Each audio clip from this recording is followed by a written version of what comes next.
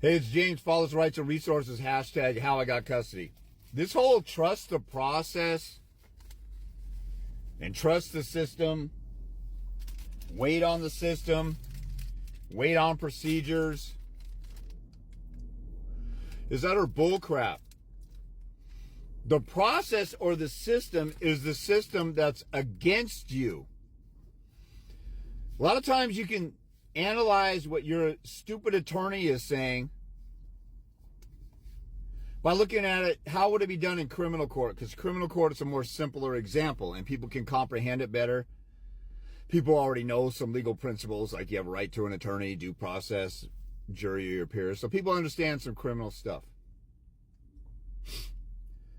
But in family court, you're falsely accused of abuse. You have to take domestic violence class, get a domestic violence assessment.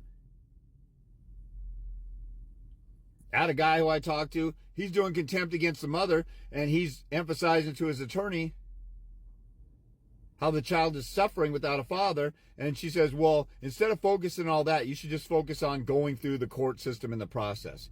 The process is a machine that's trying to destroy you. In criminal court, for example, what I'm trying to get to, the judge, the police officer who's testifying against you, the prosecutor who's trying to put you in jail, they all work for the government.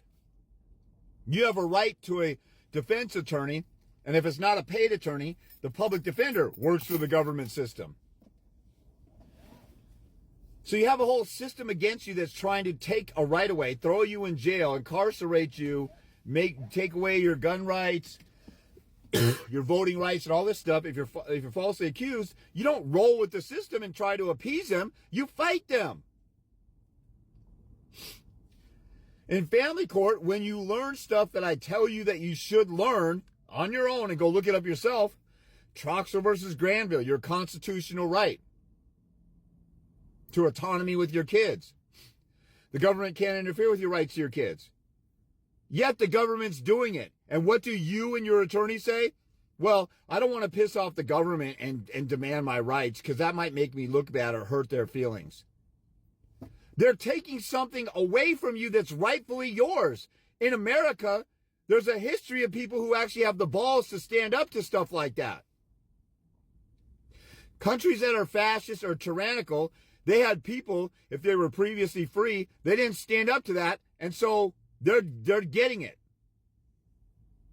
They're getting screwed because nobody stopped it when it was coming. We got a lot of that coming in America with all this censorship and shutting people down and isolating people. You know, parents go to parent-teacher conference meetings or school board meetings, and they complain that there's porn in the library.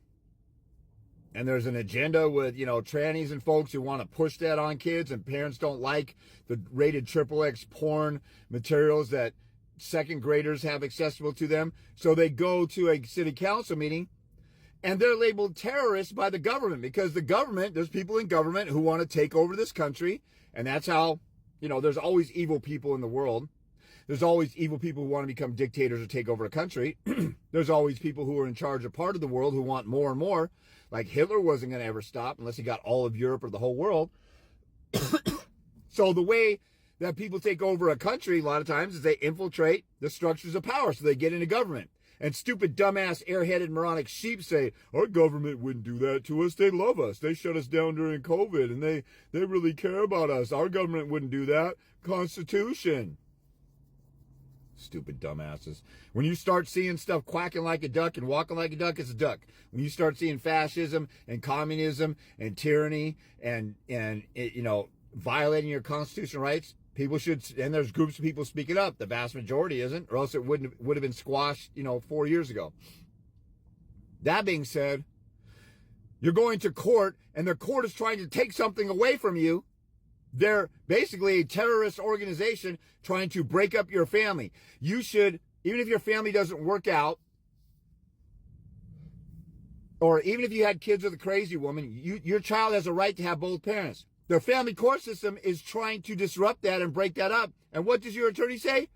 Just roll with their false allegations. Just trust the process and go through the process. The court ordered that you have to get a domestic violence assessment. But I'm not a domestic violence perpetrator. I never hit anybody in my life. Well, that's what they ordered. Well, why don't we challenge it with a reconsideration? Nobody ever wins on reconsideration. How many times have you tried it? Oh, once or twice and it didn't work. Well, try it again.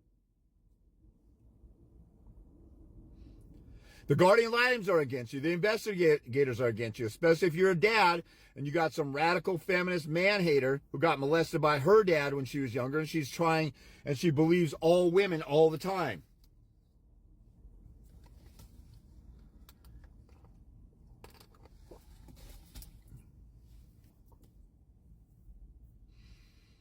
Trust the process is the dumbest bullcrap you could ever think to follow as a motto or strategy. The Constitution says these things about your right, constitutional case law like Chalkster versus Granville. They assume that you act in the best interest of the child. Did they find you to be unfit? No, but they're worried that I am going to be violent, that I'm going to be a child abuser, that I might have a problem. And then they're taking your rights away as if you're convicted of it. Why would you trust that system that's already either falsely incarcerated you for violating a domestic violence protection order because the mother lied, or the mother lied about you commit child abuse, and here's CPS on the case, or guardian ad litem on the case. They're fighting for you to have supervised visitation. You got to pay to see your kids, and you trust the process that they created? How insane is that? And because you want to be a good little slave, little bitch, you'll say, oh, I better do what everybody's telling me to do. You are a party to the case. They are not your slave masters. There's a party over here, and then a party to the case over here, and then the judge. And everybody is vying and fighting for their rights and for justice and for truth. And they're telling you, stand down and lay down while the mother comes in and falsely accuses you. The guardian ad litem comes in and falsely accuses you. The judge makes prejudicial, bigoted presumptions against you as a man. All these people are pounding away at you and knocking you down. And then your attorney and everybody says, trust the process and go through these, what we falsely accused you of, and go through all the things we want you to be evaluated for, while just being happy that you're on supervised visitation and have to pay $100 an hour to see your kids. That's freaking insane. When my first judge, a family law commissioner, said, I can't, my first court hearing in family court, well, I can't order any visitation. I need to investigate you first and appoint a guardian ad litem. Because the mother says, you guys were fighting. She didn't even accuse me of child abuse or anything like that. And we live 3 blocks away. Deborah Bianco, an attorney in Bellevue, Washington. If you just Google her, Bianco, Deborah, she looks like a psychotic witch that would star in The Wizard of Oz and play the witch. I appealed to a judge because I didn't quit on that and trust the process and a guardian ad litem being appointed. I fought. And I said, this is ridiculous. I live right next to the mother. The mother this, the mother that. The mother lives in a cult-like environment. Her sisters are there and a couple roommates, and they're all blocking access because they hate the father. This is insane.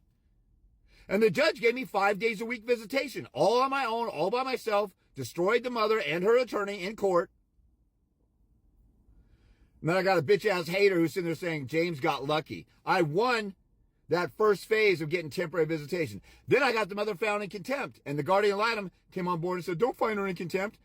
I beat the guardian ad litem, the mother's attorney, and the mother's testimony. Then I eventually got custody because I kept beating her down. She did discovery. I'm like, oh, what's this discovery thing?